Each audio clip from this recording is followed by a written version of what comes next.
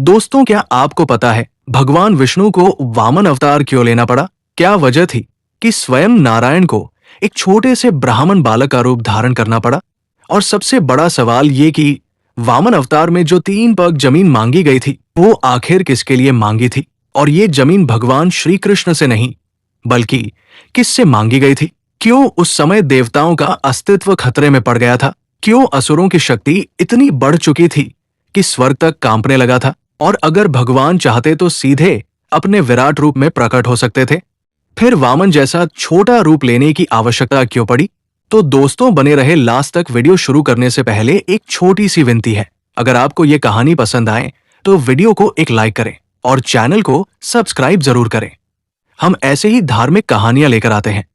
हिंदू धर्म की सच्चाई को छोटे बच्चों से लेकर बड़ों तक जानना बहुत जरूरी है। ये कथा बच्चों और बड़ों सभी के लिए सीखने योग्य है। बिना देर किए चलिए अब आगे बढ़ते हैं और जानते हैं कि वामन अवतार के पीछे की वास्तविक लीला क्या थी। असुर कुल में जन्मा वो राजा जिसे आज भी धरती पूजती है। हिरण्यकश्यपु का अंत हर कोई जानता है, लेकिन उसके बाद असुर वंश में क्या हुआ ये बहुत कम लोग जानते हैं। लोग समझते हैं कि नृसिंह अवतार के साथ असुरों की कहानी समाप्त हो गई, पर सच ये है कि वहीं से एक नई कहानी शुरू होती है। एक ऐसी कहानी जो युद्ध की नहीं बल्कि धर्म, दान और वचन की कहानी है। एक ऐसी गाथा जिसने ये सिद्ध कर दिया कि महानता किसी कुल से नहीं, कर्म से जन्म लेती है। जब हिरण्यकश्यपु का अंत हुआ तब असुरों का सिंहासन उसके पुत्र प्रहलाद को मिला। ये वही प्रहलाद थे जिनके हृदय में विष्णु बसते थे, जिन्होंने यातनाएं सही लेकिन भक्ति नहीं छोड़ी। जब वे राजा बने तो पहली बार असुर राज्य में भय नहीं, शांति आई। पहली बार शक्ति के स्थान पर धर्म ने शासन किया। देवताओं और असुरों के बीच सदियों पुरानी शत्रुता को प्रहलाद ने अपने आचरण से तोड़ा। उन्होंने युद्ध नहीं चुना, उन्होंने संतुलन चुना। समय बीता, प्रहलाद वृद्ध हुए। उनके मन में एक ही चिंता थी कि उनके बाद असुर वंश फिर अंधकार में न डूब जाए। इसलिए उन्होंने अपने पुत्र विरोचन को राजधर्म सिखाया। विरोचन पराक्रमी था, लेकिन अहंकारी नहीं। वह धर्म को समझता था और गुरु शुक्राचार्य का आदर करता था। उसका विवाह विशालाक्षी से हुआ। ये केवल विवाह नहीं था, ये असुर वंश के भविष्य की नींव थी। कुछ ही समय बाद आकाश में शुभ संकेत दिखाई देने लगे। ज्योतिषियों ने कहा, असुर कुल में एक ऐसा बालक जन्म लेने वाला है जो युग बदल देगा।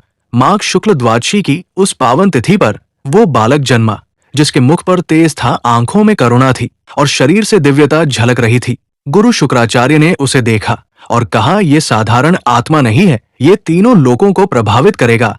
इस बालक का नाम रखा गया महाबली। पर नियति को कुछ और ही स्वीकार था। शुक्राचार्य ने ध्यान में देखा कि महाबली का जीवन संकट में है। उन्होंने विरोचन को हिमालय भेजा। तब के लिए 10 वर्षों तक कठोर तपस्या हुई। सूर्यदेव प्रसन्न हुए और उन्होंने एक दिव्य मुकुट दिया, पर देवताओं ने इसे सहन नहीं किया। इंद्र ने छल से वो मुकुट छीना और विरोचन का वध कर दिया। इतना ही नहीं, उसके शरीर को भी भस्म कर दिया ताकि वो लौट न सके। जब ये समाचार बलि तक पहुंचा तो बालक नहीं रहा, वो उसी क्षण पुरुष बन गया। उसने संकल्प लिया कि वो अपने पिता की मृत्यु का उत्तर युद्ध से नहीं बल्कि न्याय से देगा। पर यह मार्ग सरल नहीं था। बलि को पहले स्वयं को सिद्ध करना था। विरोचन के वध के बाद असुर सभा शोक में डूब गई। राजमहल में दीपक जलते थे पर प्रकाश नहीं था।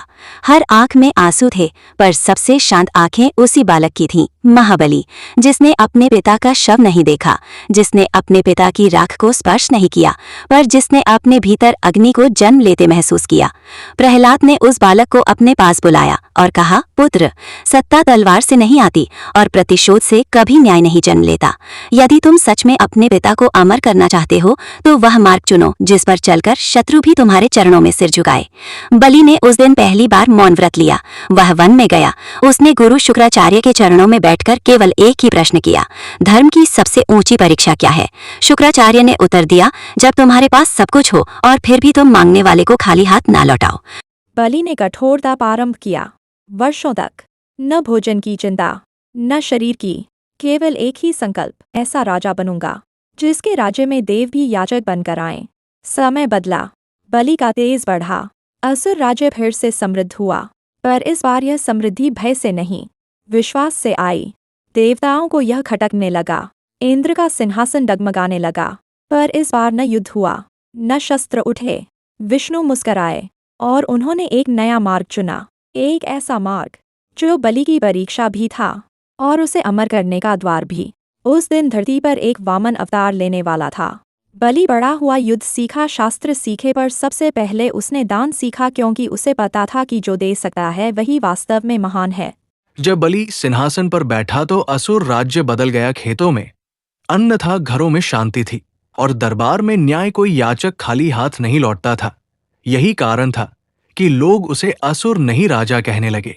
पर यह धर्म ही देवताओं के लिए भय बन गया, क्योंकि जब कोई असुर देवताओं से अधिक धर्मपरायण हो जाए तब स्वर्ग भी असहज हो जाता है। यहीं से शुरू होती है वो कथा जिसने वामन को जन्म दिया और बलि को अमर बना दिया। जब दानशील राजा से देवता भय खाने लगे। समय बीतने के साथ बलि केवल असुरों का राजा नहीं रहा, वो पूरी पृथ्वी के लिए एक आदर्श बन गया। उसके राज्य में कर वसूली नहीं बल्कि सेवा थी, सैनिक भय नहीं बल्कि सुरक्षा का प्रतीक थे, और न्याय किसी ग्रंथ से नहीं बल्कि राजा के हृदय से निकलता था। लोग कहते थे कि यदि धरती पर कभी स्वर्ग उतरा है तो वो बलि के राज्य में उतरा है, जहां राजा स्वयं किसान का हाल पूछता था, जहां स्त्रियां निर्भय थी, जहां वृद्ध सम्मानित थे, और जहां याचक को दान मांगने से पहले संकोच नहीं होता था, क्योंकि उसे पता था कि राजा बलि वचन से बंधा है। यही वो समय था जब बलि का यश तीनों लोकों में फैलने लगा। देवताओं ने देखा कि पृथ्वी पर उनकी पूजा कम हो रही है और राजा बलि का नाम अधिक लिया जा रहा है। ये कोई बल से छीना गया सम्मान नहीं था, ये धर्म से अर्जित किया गया प्रेम था। गुरु शुक्राचार्य ने बलि को समझाया कि सामर्थ्य के साथ संयम भी आवश्यक है, पर बलि ने उत्तर दिया, गुरुवर, यदि धर्म से अर्जित शक्ति भी किसी को भय दे तो वो भय उनका है, धर्म का नहीं। बलि ने अश्वमेध यज्ञों का संकल्प लिया। एक नहीं, दो नहीं, पूरे 100 यज्ञ। ये घोषणा नहीं थी, ये संदेश था कि राज्य की नींव युद्ध पर नहीं यज्ञ पर टिकी है, दान पर टिकी है।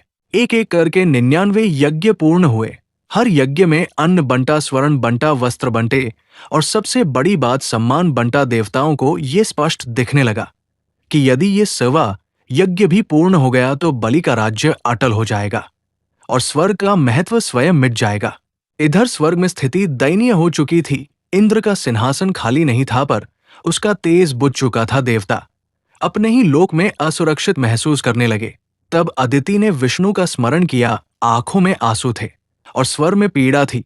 उन्होंने कहा, स्वामी, आपने वचन दिया था जब संतुलन बिगड़ेगा आप अवतार लेंगे, वो समय आ चुका है। विष्णु ने उत्तर दिया, देवी, संतुलन बिगड़ा नहीं है बल्कि बदल गया है, पर धर्म की परीक्षा आवश्यक है और इसके लिए मैं ऐसा रूप लूंगा जहां बल नहीं बल्कि वचन निर्णायक होगा।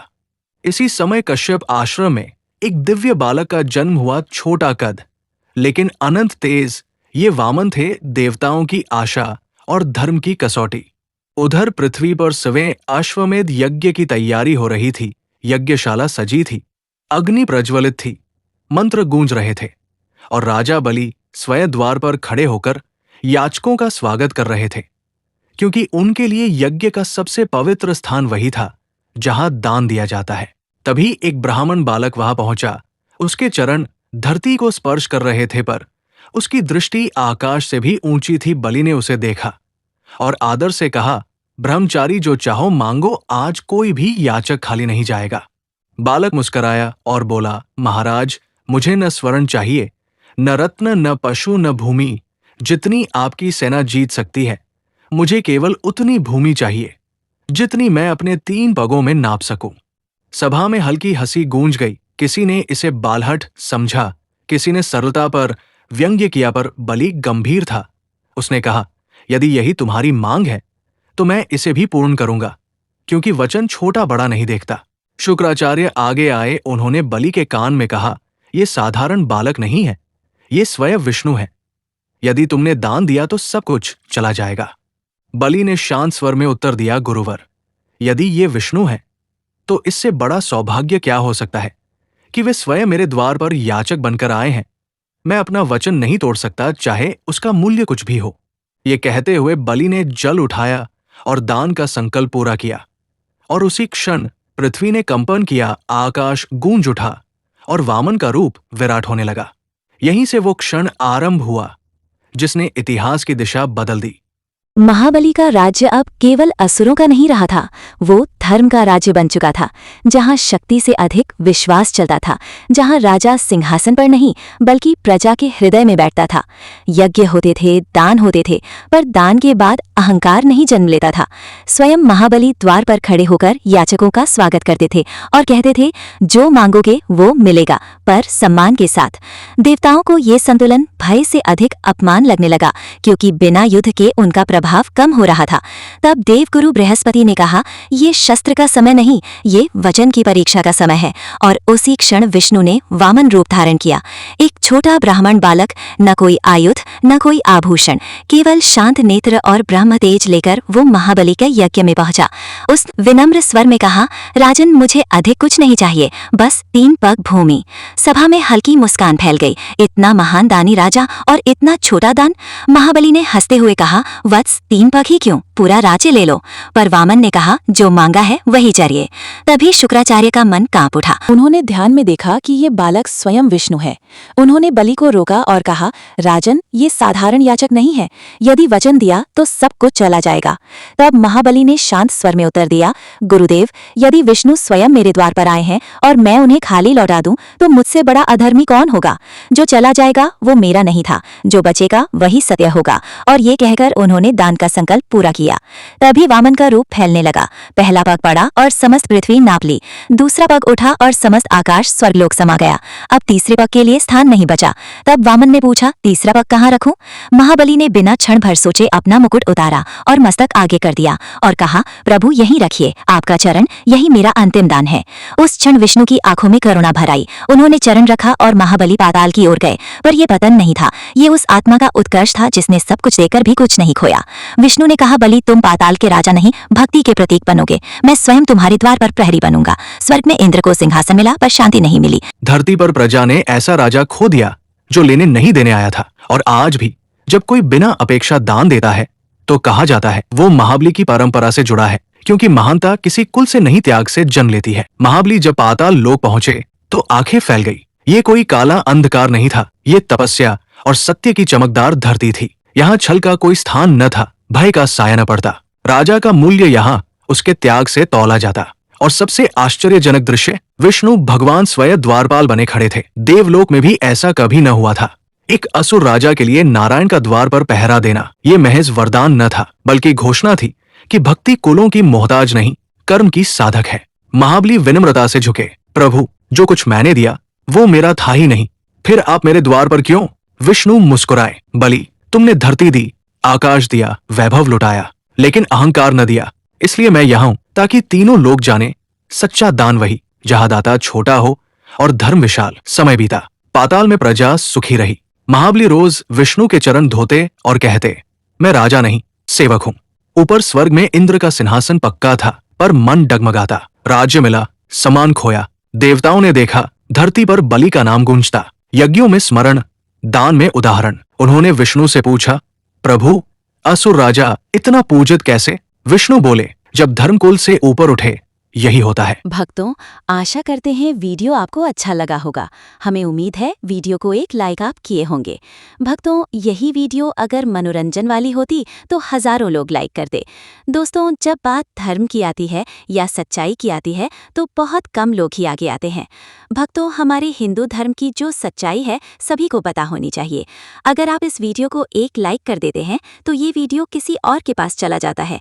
इसलिए हम आपसे बार बार विनती करते हैं वीडियो को लाइक करने के लिए, और वो लोग भी इस वीडियो का आनंद लेते हैं। भक्तों, हम ऐसे ही धार्मिक कहानी लेकर आते हैं। हमारी कहानी छोटे बच्चों से लेकर बड़े लोग सभी देख सकते हैं। तो कृपया करके हमारे चैनल को सब्सक्राइब करके रखिए, ताकि और भी हम ऐसी कहानी लेकर आते हैं। मिलते हैं दोस्तों और एक नई कहानी में। तब तक के लिए अपना ख्याल रखें। धन्यवाद।